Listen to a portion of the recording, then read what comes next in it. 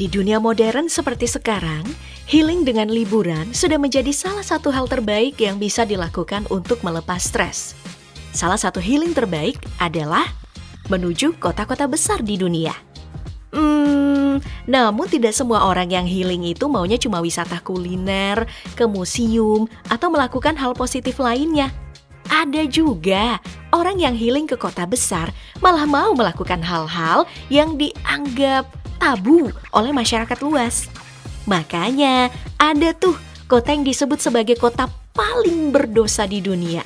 Wah, di mana orang yang healingnya anti mainstream mencari kesenangan lewat dosa.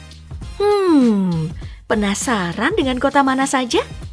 Mari kita bahas kota paling berdosa di dunia. Mari kita mulai dari ibu kota Belanda, Amsterdam. Amsterdam memang dikenal dengan sebutan sebagai ibu kota ganja. Sebutan ini sudah mencitrakan apa yang menjadi hiburan utama di Amsterdam.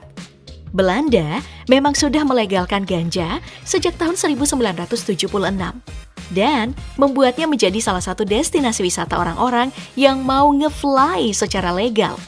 Bahkan, artis sekelas Eminem juga sering loh ke Amsterdam untuk wisata ganja. Saking maraknya wisata ganja di sini, Amsterdam memiliki 164 coffee shop. Coffee shop merupakan sebutan bagi kafe yang berfokus menjual ganja dan bukan kopi. Sedangkan yang menjual kopi namanya itu adalah coffee house.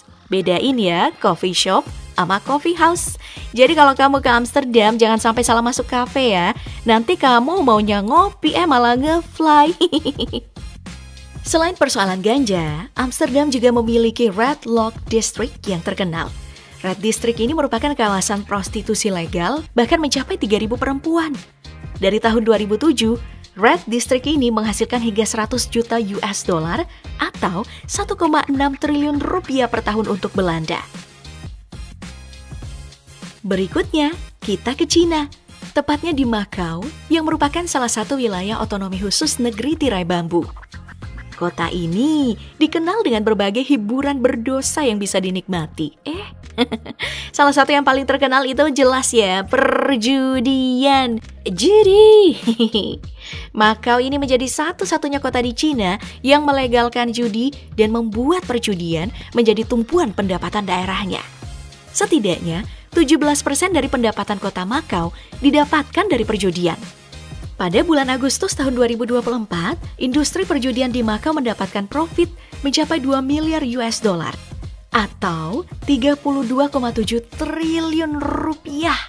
Dengan keuntungan yang sangat besar ini jelas, Macau tidak akan pernah melepaskan citranya sebagai salah satu tempat perjudian yang bisa memanjakan mereka yang suka berjudi. Selain judi, Macau juga dikenal dengan lingkungan prostitusinya. Red District emang nggak ada di Macau, tapi di sini prostitusi jadi legal. Dan sekali lagi, Macau satu-satunya tempat yang melegalkan prostitusi di Cina. Makanya hotel, klub malam, kasino, bahkan kafe nih sering menyediakan hiburan berupa prostitusi. Menyinggung tentang judi, kita juga nggak boleh lupa dengan keberadaan Las Vegas. Kota di Amerika ini sangat terkenal dengan perjudian yang mereka legalkan. Las Vegas mencatat keuntungan dengan angka fantastis lewat industri judi mereka. Di tahun 2019, 169 kasino besar di Vegas nih mencatatkan penghasilan mereka yang mencapai 22 miliar US dollar atau 360 triliun rupiah dalam setahun. Dari hal yang diketahui lebih lanjut, konsumsi terendah dari industri judi di Vegas mampu menghabiskan hingga 434 US dollar atau nih 7 juta rupiah per orang dalam satu hari. Gila nggak tuh? Jadi, mereka yang ingin berjudi di Vegas nih emang menjadi destinasi wisata besar. Namun, jangan berharap untuk menang, sebab kemenangan di judi itu hanya didapatkan oleh bandar. Para pemain ya hanya kebagian hiburannya doang dan habis duit loh. Dijuluki sebagai Sin City, Vegas tentu saja tidak cuma tentang perjudian. Di tempat ini, kehidupan malam sudah menjadi identitas yang pekat. Bahkan di siang hari, Vegas bisa kelihatan sepi. Namun saat malam hari tiba, kota ini jadi ramai. Bar dibuka, klub malam dibuka, dan tentu saja tempat prostitusi yang sebenarnya ilegal di Las Vegas. Bicara soal kota paling berdosa di dunia, Pattaya tentu saja tidak akan kita lewatkan kali ini. Kota yang menjadi sumber hiburan di Thailand ini sangat identik dengan hiburan yang gak masuk akal. Dari beragam video yang tersebar ya, kita semua bisa melihat kalau wanita-wanita seksi berada di depan bar atau diskotik di Pattaya untuk mencari pelanggan. Tentu saja, pelanggan ini bukan cuma bisa minum di dalam bar, tapi bisa juga diservis dengan wanita-wanita tadi. Tapi nyatanya, hiburan malam di Pattaya itu lebih gelap. Bukan cuma sekadar minuman keras atau prostitusi yang dilegalkan. Tapi yang paling gila nih, adalah wisata seks yang disediakan dan berbagai fakta gelap di belakangnya. Nah, siapa sangka kalau wisata panas yang disediakan di Thailand bukan cuma mencakup orang dewasa, tapi mencakup anak di bawah umur. Gila nggak tuh? Bahkan dari datanya, tahun 2001 sudah ada sekitar 25 hingga 30 ribu anak di bawah umur 15 tahun yang dijadikan pemuas nafsu orang-orang bejat. Makanya di Pattaya sering banget tuh terlihat kalau ada bule yang gandeng anak di bawah umur di Thailand. Itu bukan anaknya ya, apalagi ponaan atau cucu, tapi melainkan sedang berwisata panas tuh.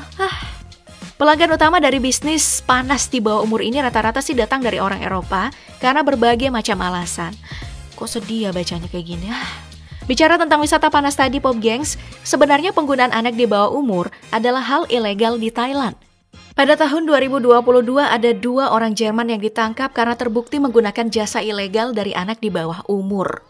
Nah, menariknya 2 orang ini malah bisa lolos dari hukum. Dan saat diliput dalam sebuah video dokumenter, pria Jerman ini mengaku bisa lolos setelah menyogok penegak hukum di Thailand. Pengakuan ini legit karena lengkap dengan video dokumentasi yang sempat si pelaku tadi rekam. Kota berikutnya datang dari wilayah yang tidak terduga, yaitu Timur Tengah. Siapa sangka kalau ada kota yang disebut kota berdosa di kawasan yang didominasi orang Muslim. Nama kotanya adalah Manamah, yang merupakan ibu kota Bahrain. Sejak tahun 2001, Bahrain memang sudah dikenal sebagai negara Arab yang liberal karena memiliki banyak tempat hiburan malam seperti budaya Barat. Tapi siapa sangka kalau industri prostitusi di sana itu sangat besar, bahkan sudah terbiasa didengarkan para wisatawan.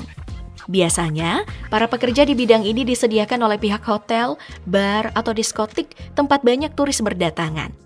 Nah, menariknya, kebanyakan pekerja di industri ini justru berasal dari negara lain, seperti Rusia, Korea Selatan, Thailand, Filipina, Cina, hingga Ethiopia.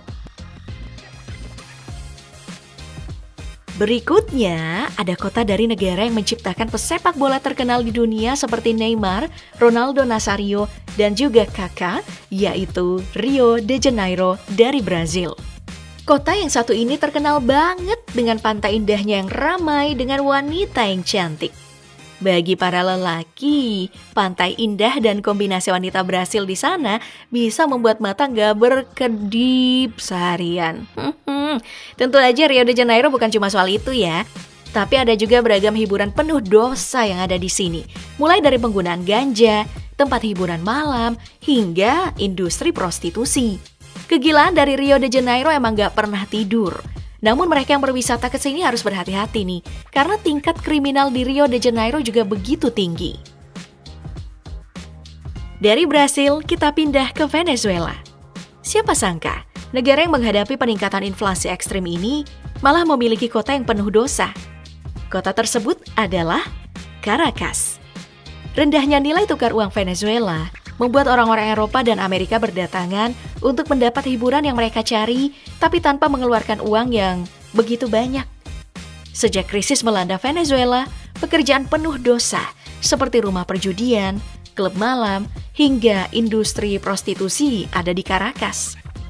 Peningkatan pekerjaan ini tentu saja untuk menjawab kebutuhan hidup yang sedang tinggi-tingginya di Venezuela. Nah, setelah melihat seluruh kota-kota versi Sodom Gomora modern ya, semoga aja tidak ada di antara kamu yang melihat video ini berminat ke sana ya. No, jangan sampai kamu termotivasi. Kita ngasih lihat ini hanya informasi, nggak nyuruh kamu ke sana ya.